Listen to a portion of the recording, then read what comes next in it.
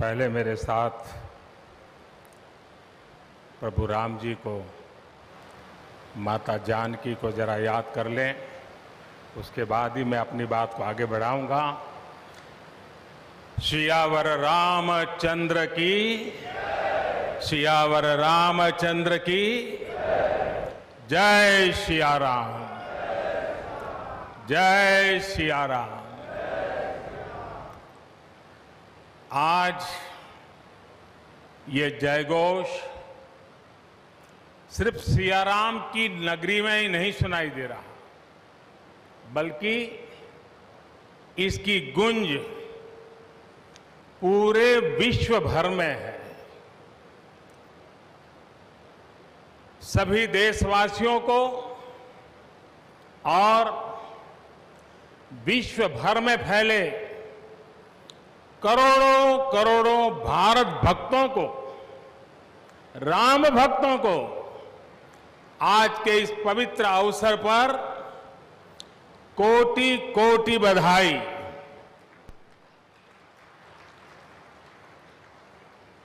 मंच पर विराजमान उत्तर प्रदेश के ऊर्जावान, यशस्वी, लोकप्रिय मुख्यमंत्री श्रीमान आदित्य योगीनाथ जी, यूपी की गवर्नर बहन आनंदीबेन पटेल जी, परम पूज्य नृत्य गोपाल दास जी महाराज और हम सभी के श्रद्धेय आदरणीय मोहन राव भागवत जी, और यहां पर हिंदुस्तान के कोने कोने से आए हुए सभी संत परंपरा के महान तपस्वी जन, देश के सभी नागरिकों, ये मेरा सौभाग्य है कि श्री राम जन्मभूमि तीर्थ क्षेत्र ट्रस्ट ने मुझे आमंत्रित किया, इस ऐतिहासिक पल का साक्षी बनने का अवसर दिया। मैं इसके लिए हृदयपूर्वक श्री राम जन्मभूमि तीर्थ क्षेत्र ट्रस्ट का आभार व्यक्त करता हूं।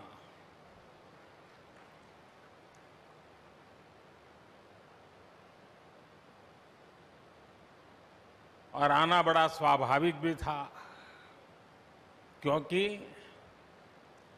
राम काज किनु बिनु मोहि कहां बिसराम।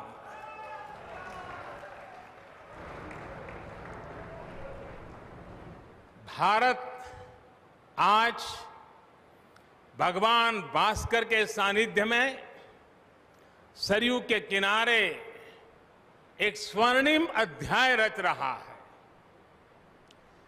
कन्याकुमारी से क्षीर भवानी तक, कोटेश्वर से कामाख्या तक, जगन्नाथ से केदारनाथ तक, सोमनाथ से काशी विश्वनाथ तक, समेत शिखर से श्रवण बेलगोला तक, बोध गया से सारनाथ तक, अमृतसर साहब से पटना साहिब तक, अंडमान से अजमेर तक, लक्षद्वीप से लेह तक, आज पूरा भारत राममय है। पूरा देश रोमांचित है, हर मन दीपमय है। आज पूरा भारत भावुक है। सदियों का इंतजार आज समाप्त हो रहा है।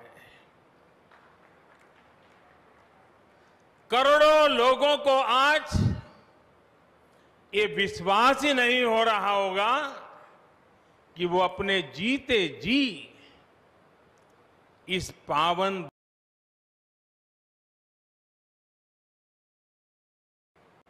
महानुभावों, बरसों से टाट और टेंट के नीचे रहे हमारे रामलला के लिए अब एक भव्य मंदिर का निर्माण होगा। टूटना और फिर उठ खड़ा होना सदियों से चल रहे इस व्यतिक्रम से राम जन्मभूमि आज मुक्त हुई है। मेरे साथ एक बार फिर बोलिए, जय सिया राम, जय सिया राम। साथियों, हमारे स्वतंत्रता आंदोलन के समय कई पीढ़ियों ने अपना सब कुछ समर्पित कर दिया था। गुलामी के कालखंड में कोई ऐसा समय नहीं था जब आजादी के लिए आंदोलन न चला हो। देश का कोई भूभाग ऐसा नहीं था जहां आजादी के लिए बलिदान न दिया गया हो। 15 अगस्त का दिन उस अथाह तप का लाखों बलिदानों का प्रतीक है। स्वतंत्रता की उस उत्कंठ इच्छा, उस भावना का प्रतीक है। ठीक उसी तरह राम मंदिर के लिए कई सदियों तक कई पीढ़ियों ने अखंड अविरत एक निष्ठ प्रयास किया है। आज का ये दिन उसी तप, त्याग और संकल्प का प्रतीक है। राम मंदिर के लिए चले आंदोलन में अर्पण भी था, तर्पण भी था, संघर्ष भी था, संकल्प भी था। जिनके त्याग, बलिदान और संघर्ष से आज ये स्वप्न साकार हो रहा है, जिनकी तपस्या राम मंदिर में नींव की तरह जुड़ी हुई है, मैं उन सब लोगों को 130 करोड़ देशवासियों की तरफ से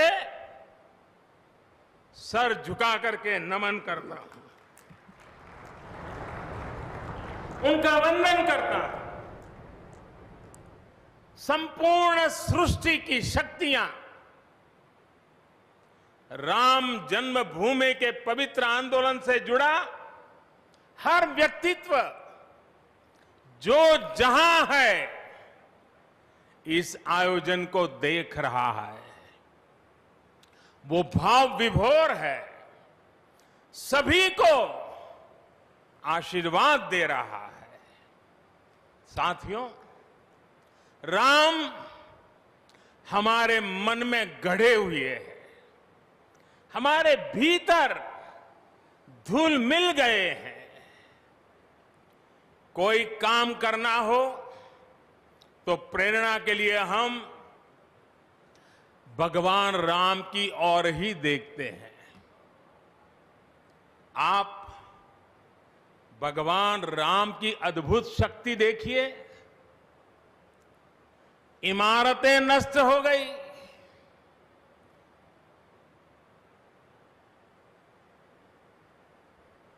क्या कुछ नहीं हुआ? अस्तित्व मिटाने का हर कोई प्रयास हुआ, बहुत हुआ, लेकिन राम आज भी हमारे मन में बसे हैं, हमारी संस्कृति के आधार है। श्री राम भारत की मर्यादा है। श्री राम मर्यादा पुरुषोत्तम है। इसी आलोक में अयोध्या में राम जन्मभूमि पर श्री राम के इस भव्य दिव्य मंदिर के लिए आज भूमि पूजन हुआ है। यहां आने से पहले मैंने हनुमानगढ़ी का दर्शन किया। राम के सब काम हनुमान ही तो करते हैं। राम के आदर्शों की कलयुग में रक्षा करने की जिम्मेदारी भी हनुमान जी की ही है। हनुमान जी के आशीर्वाद से श्री राम मंदिर भूमि पूजन का आयोजन शुरू हुआ है। साथियों, श्री राम का मंदिर हमारी संस्कृति का आधुनिक प्रतीक बनेगा। और मैं जानबूझकर के आधुनिक शब्द का प्रयोग कर रहा हूं। हमारी शाश्वत आस्था का प्रतीक बनेगा। हमारी राष्ट्रीय भावना का प्रतीक बनेगा। और यह मंदिर करोड़ों करोड़ लोगों की सामूहिक संकल्प शक्ति का भी प्रतीक बनेगा। ये मंदिर आने वाली पीढ़ियों को आस्था, श्रद्धा और संकल्प की प्रेरणा देता रहेगा। इस मंदिर के बनने के बाद अयोध्या की सिर्फ भव्यता ही नहीं बढ़ेगी, इस क्षेत्र का पूरा अर्थतंत्र भी बदल जाएगा।